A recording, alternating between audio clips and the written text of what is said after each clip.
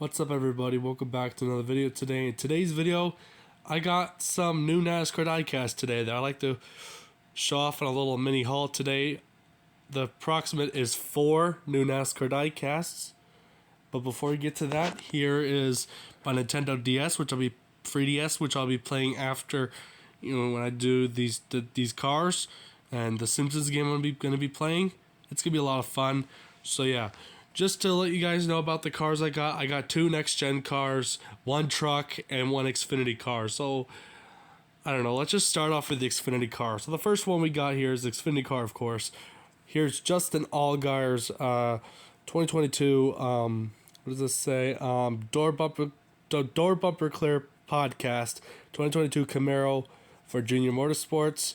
This paint scheme looks really nice. I love the blue on this car. I love the vibrancy on this car, and I wish the roof number was white. I think it would have worked better, but I can live with like the reddish orange number 7. Now from what I've heard, door bumper, what was it again, door bumper clear podcast, and I have heard of them but I don't listen to them. They're just like the Dirty Mo Media, as you can see right here, like the Dale Jr. download. They're like that. They're not the best from what I've heard, but this is a pretty cool paint scheme. I don't know where this car was ran at, but my guess, I don't know. This is just cool to have another Xfinity car. Now, his normal car, the Brandt car, I think that one was canceled on 164 by yours truly at Lionel Racing. It was only made in 124. It was on the website I usually get these cars off of, and sadly, it got sold out right away, so the only way I could get that car now is probably off of eBay, which I'm not looking forward to, having to pay $100 for that car. But I guess this helps heal the pain a little bit. And if you heard that noise, that was from my phone vibrating. It was a live stream notification from what was the channel name? Hold on a second. I don't want to butcher his name. Baloney Burger or something. So, yeah. So that's one car down. Now let's get to a next-gen car.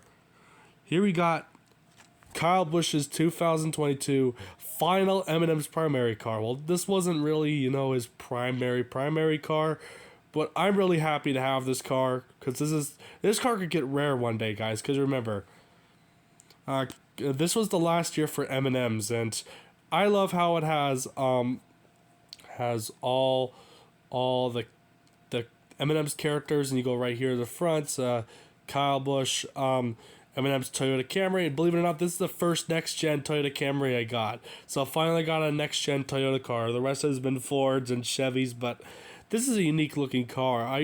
This is probably the best one I've seen in quite some time. 2020 was pretty good. Last year's car, I wasn't a fan of, the side panel near the back, just in front of this tire right here. I wasn't a big fan of that, so I'm glad they changed it up. And M&M's, we miss you guys.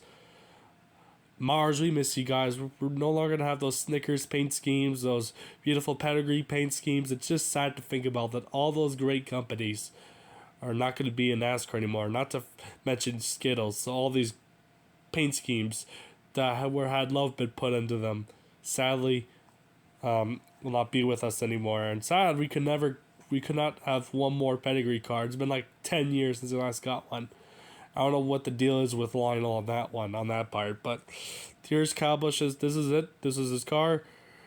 There's a few others getting released. I know his Darlington Throwback from this year is getting made. His Bristol Dirt win. His final M&M's car. M&M's win with that team and Joe Gibbs. And he got the Skittles car. He got no Snickers car, though, which is stupid. But what other cars is he getting made? You got the regular Cookie Crunch. I think that's about it. I don't know. I could be mistaken. He could have another paint scheme I'm just not thinking of. But anyways, that's number 2 of the list. And now let's go on to number 3. And here comes the truck. It's Haley Deegan's 2021 Craftsman truck for Ford F-150 for DGR Crosley. And unfortunately, Unfortunately, this team is no longer a Ford, and Haley Deegan's being forced to move somewhere else. Well, she's going to a much better team in exchange. Let's be real. Crosley's number one truck was total shit.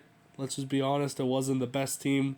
And now I'm still going to call them DGR because Tricon Garage. What the hell is that kind of name for a team? That just sounds lazy and just too simple, man.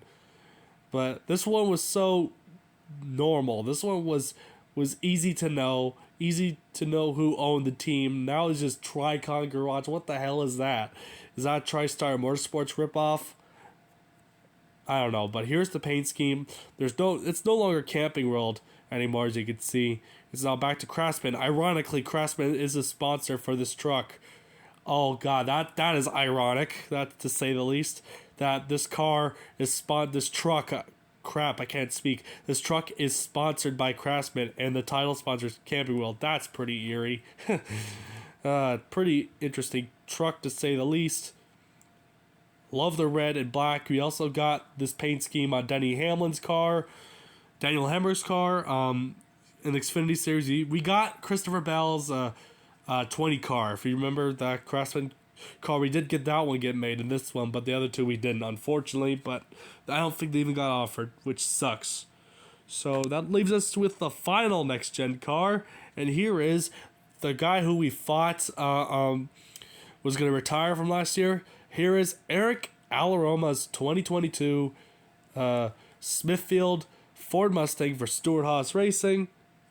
This is just a very cool car. Did I mention that this car was all driven for Joe Gibbs Racing? I could have forgot about that earlier, but here's another interesting paint scheme, man. I'm glad Eric Alaroma is coming back. Maybe he has one more season left in him, but this car, man, I love the next gen version of it. This 2021 car was pretty good, to say the least.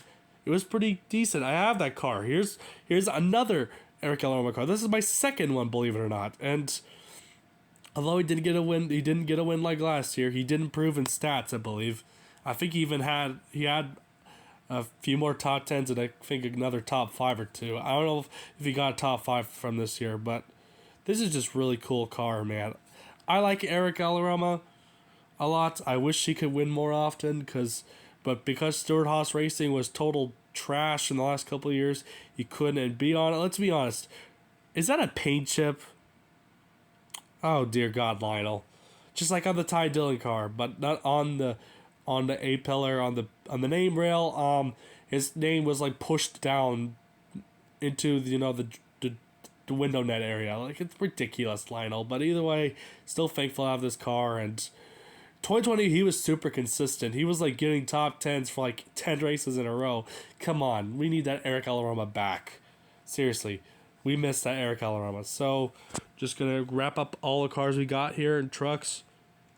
One's a 2021 truck. Everything else is 2022.